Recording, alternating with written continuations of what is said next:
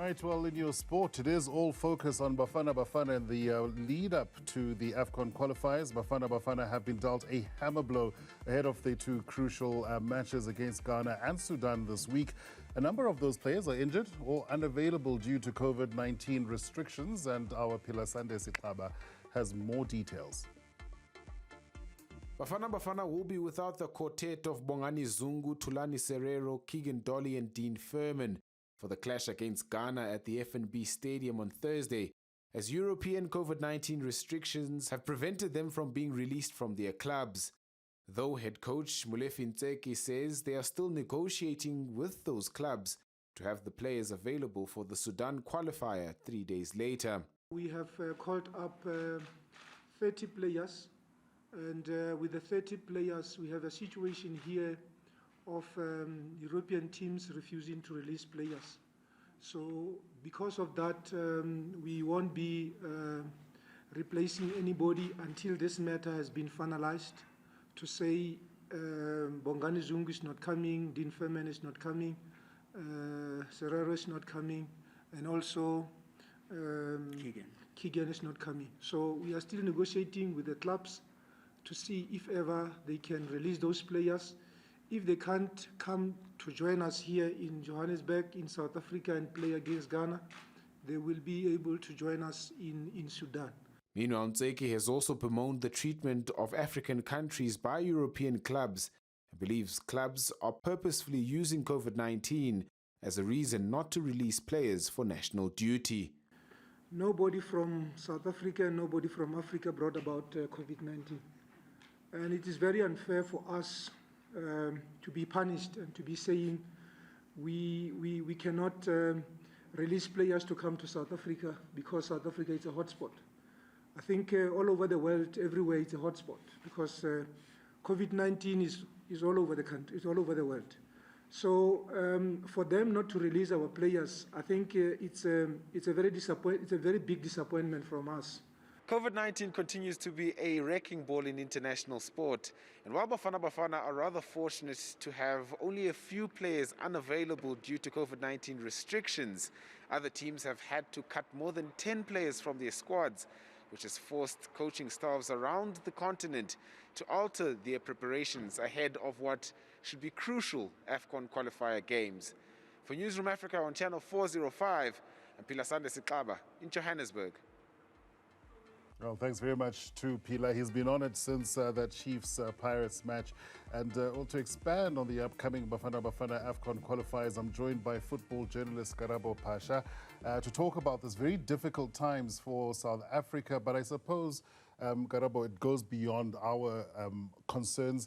This will also affect the Ghanaians, who likewise will want to have a really strong team to help them qualify for AFCON.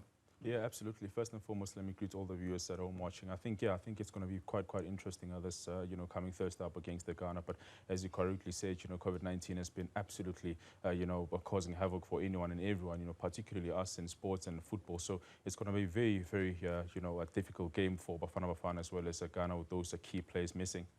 Yeah, well, let's take a look at some of those names. I mean, there's still a little bit of uncertainty over somebody like Keegan Dolly in France, and that's because Ligue 1 and Ligue 2 have declared that no players will be released at all for that international window, which I found slightly surprising because I can't imagine that the same rule would apply were it for Euro qualifiers, perhaps.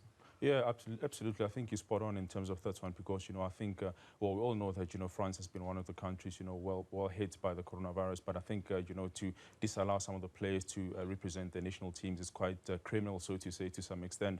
I understand they're trying to, to put those measures in place. But listen, it's a huge loss for Bafana Bafana. Speaking directly about Keegan Dolly, I mean, this is a player who's technically gifted and tactically aware as well. He's got a sweet left foot on him, a good cross off the ball, very good as well in terms of, creating triangles angles for Bafana Bafana. So he's a huge miss for Molefe Nteki as well as the rest of Bafana Bafana squad. While you're talking about the ones that we miss out on, Bongani Zungu, we know he's had some off-field issues with Rangers this season and serving a ban for attending a party in lockdown, essentially. Dean Furman from Carlisle in England, also not available, and Thulani Serero, based now in Abu Dhabi.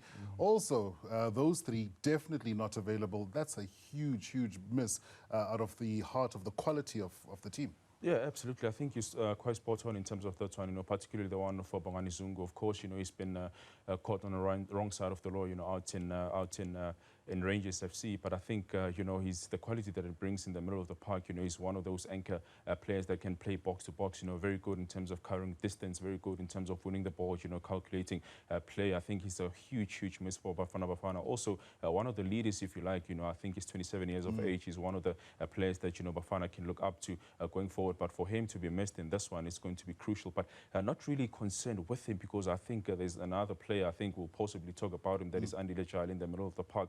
I mean, what a player, what a football player and talent that guy is. I remember it takes me back to, I think 2009 when we played up against Spain, where Andy Lejali, at the prime of his opposition, when we played up against Spain, I mean, what a match. I mean, the ability for him to mark the likes of Andres Iniesta, Sergio Busquets, it tells you about the quality of Andy Lejali. Hence, he was able to, secure himself a contract out in Belgium a couple of years ago. Yeah, maybe you're right, and perhaps we should focus on the positives, because what is Molefe Nteki going to focus on is going to rely on the Andy Lejalis.